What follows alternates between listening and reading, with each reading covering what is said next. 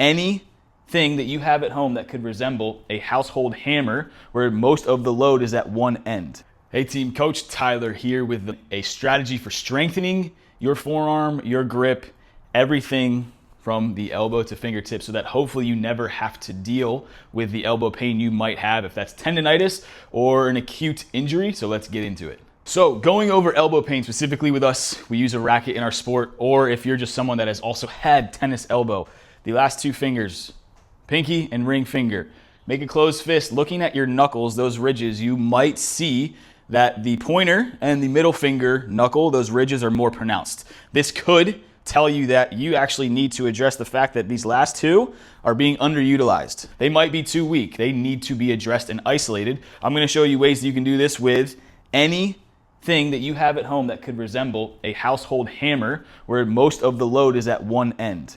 Okay? All I'm going to do is grip this thing completely in the palm, and I'm going to hold it just like that. That's an isometric that we're going to go for 30 seconds, a minute, 90 seconds. Remember, an isometric is really just a movement where you are holding a position still. As you get better, you can shorten that period of time, but make the weight heavier. So what I'm doing in this grip right now is all the load, if you can see, my pinky and my ring finger are really, really white because they're having to work really hard. Whereas my pointer finger, I can actually take it off. So all I'm going to do is hold this thing. Glancing in the mirror, you might be able to see that the vein muscle is really activating under that forearm area, leading from elbow into those last two fingers, and that's it.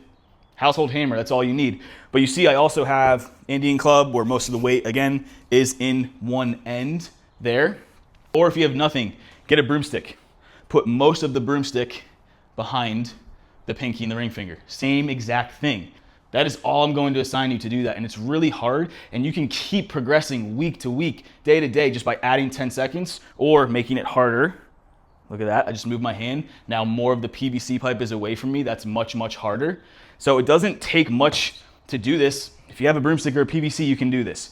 That is step one for this protocol I'm assigning you if you know you need to strengthen those two after looking at your knuckles. The second and last thing that I would have all of you do is hang.